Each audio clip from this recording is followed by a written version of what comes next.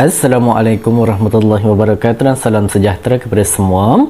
Okey, jadi pada hari ini kita akan jawab soalan-soalan yang ada dalam digital workbook, okey, yang ada untuk program cuti sekolah 2.0 edisi perkasa chemistry.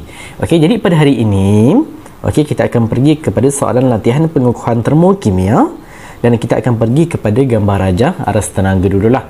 Okey, di mana macam mana kita nak identify sama ada gambar rajah aras tenaga tu adalah exothermic ataupun endothermic, and then cara dan kriteria yang perlu ada untuk kita dapatkan full mark untuk gambar rajah aras tenaga dari segi melukis. Okey, jadi pertama sekali kita tengok kepada soalan A. Okey, kalau kita tengok dekat sini soalan A, okey, dia bagi persamaan kimia seimbang, and ini dia bagi nilai haba tindak balas.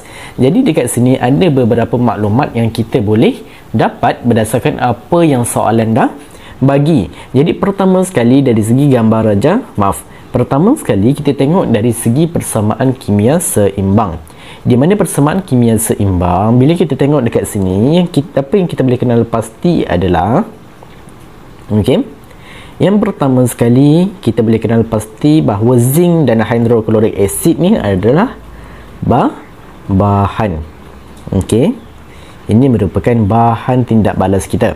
Manakala zinc chloride and hydrogen gas adalah kita punya hasil. Okey, adalah kita punya hasil. So, ini adalah dua maklumat yang pertama yang kita boleh dapatlah. Kemudian dari segi nilai delta H. Nilai delta H, kalau awak perhatikan kat sini, nilai delta H yang diberi adalah negatif.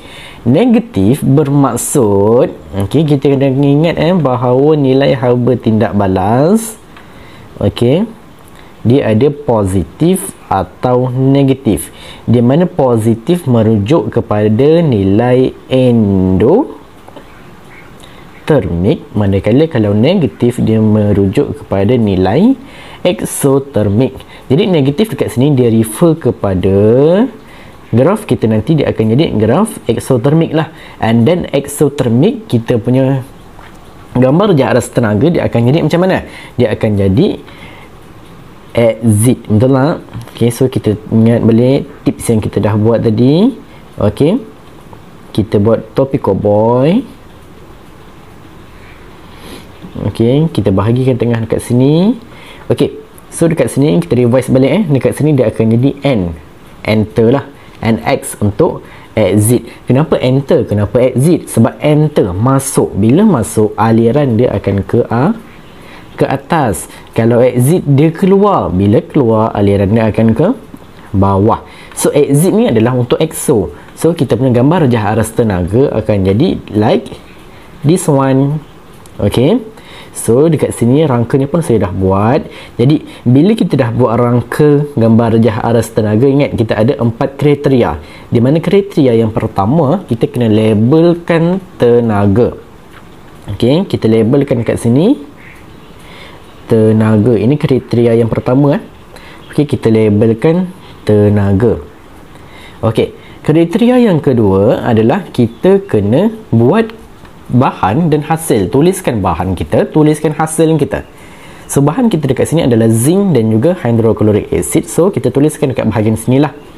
Okey, so zinc tambahkan dengan hydrochloric acid, and the last one untuk bahan adalah zinc chloride and hydrogen gas. So kita tuliskan dekat sini zinc chloride and hydrogen gas. Okey, itu adalah dua kriteria di mana kita dah tuliskan, labelkan tenaga, and then tuliskan bahan dan hasil. Seterusnya kita buat nilai delta H, di mana delta H dekat sini dah dibagi. Okey, kat sini dia dah bagi, so kita just salin sahaja. Okey, kita just salin sahaja nilai delta H kita sama dengan negatif 126. Sekejap kita tulis cantik-cantik sikit. Okay, delta H sama dengan negatif 126 kilojoule. Okay, and then the last one kriteria dia adalah kita tuliskan anak panah. Okay, buat anak panah. So disebabkan gambar rajah arus tenaga sekarang ni adalah untuk exothermic, so exit bermaksud anak panah dia akan arah ke bawah. Okey, jadi dari segi markah, kriteria yang pertama bila awak labelkan tenaga, and then bila awak buat bahan dan hasil, kemudian awak buat nilai delta H beserta dengan tanda yang betul, okey, negatif ataupun positif, and then anak panah, bermaksud dekat sini awak akan dapat 4 tik, barulah awak boleh dapat 2 markah. Okey, sebab awak dah lengkap keempat-empat kriteria. Okey, so ini adalah untuk soalan A. Okey, jadi untuk soalan B saya pergi sedikit laju. Jadi soalan B kita tengok dia dah bagi persamaan kimia seimbang, so kita identifykan mana bahan mana hasil. So ini adalah bahan, yang ini adalah hasil.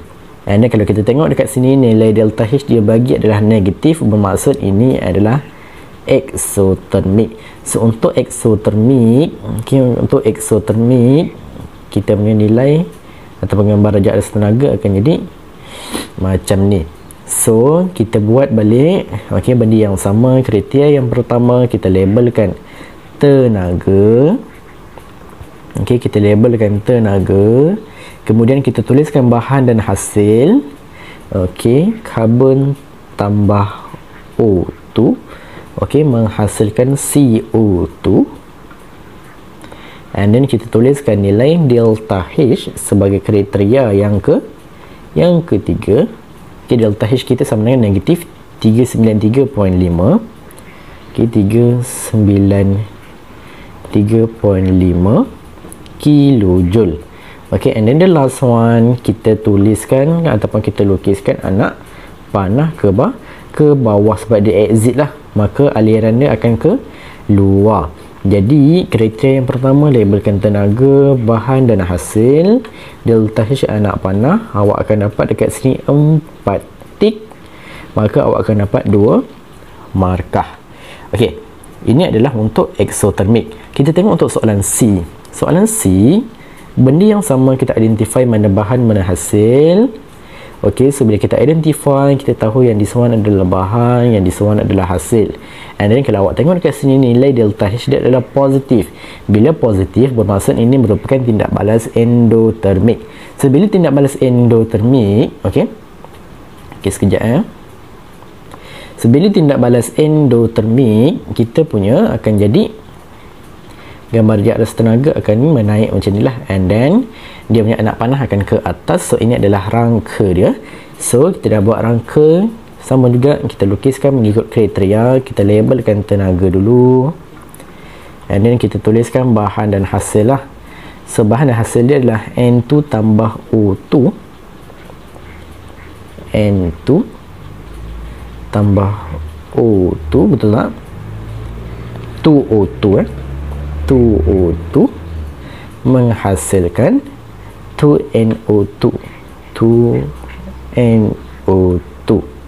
Okey, dan kita tuliskan nilai delta H beserta dengan unit yang betul lah. Delta H sama dengan positif 66 kilojoule. And then the last one, kita buat anak panah ke atas.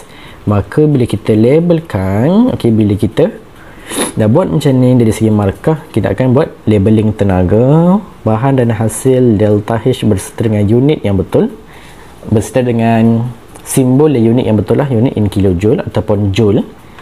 Okey, and then anak panah, maka kita akan dapat 4 tik, maka kita akan dapat 2 markah. Okey, ini untuk soalan C. Okey, so untuk soalan yang terakhir, soalan D, benda yang sama juga, kita repeat sahaja. Okey, tapi saya akan ulang banyak kali lah supaya awak sentiasa ingat dan sentiasa alert, sebab benda ni 2 markah. Okey, tapi walaupun 2 markah, tapi ramai students yang tersilap. Okey, yang tersilap ataupun ada benda-benda yang dia tak cukup dalam lukisan dia. Okey, dalam gambar rajah arus tenaga dia, maka dia tak akan dapat full markah. Jadi dekat sini kita labelkan sini bahan, sini hasil. So delta H positif, maka dia adalah N endotermik, maka kita punya gambar jas aras tenaga akan enter, yang ini naik ke atas, aliran ke atas. So rangka kita dah buat, kita labelkan tenaga. Okay, wajib label tenaga kalau in English awak labelkan in energy lah. Okay, so kita punya hasil, bahan dan hasil dia adalah C tambah 2S, 2 sulfur menghasilkan CS2. And then nilai delta H kita sama dengan positif 88 kilojoule. And then the last one, anak panah. Okay, so dari segi markah, label tenaga, tuliskan bahan dan hasil delta H berserta dengan simbol dan juga unit yang betul, dan anak panah, maka awak akan dapat 4 tik. So awak akan dapat 2 markah. Okey, jadi ini sahaja untuk melukis gambar jas aras tenaga. Jadi untuk video yang seterusnya, kita akan pergi kepada haba pemendakan lah. Dari segi latihan pengukuhan akan ada 4 soalan. So akan ada 4 video lah. Saya akan buat 1 soalan, 1 video. Okey, so kita jumpa untuk video yang berikutnya. Alright.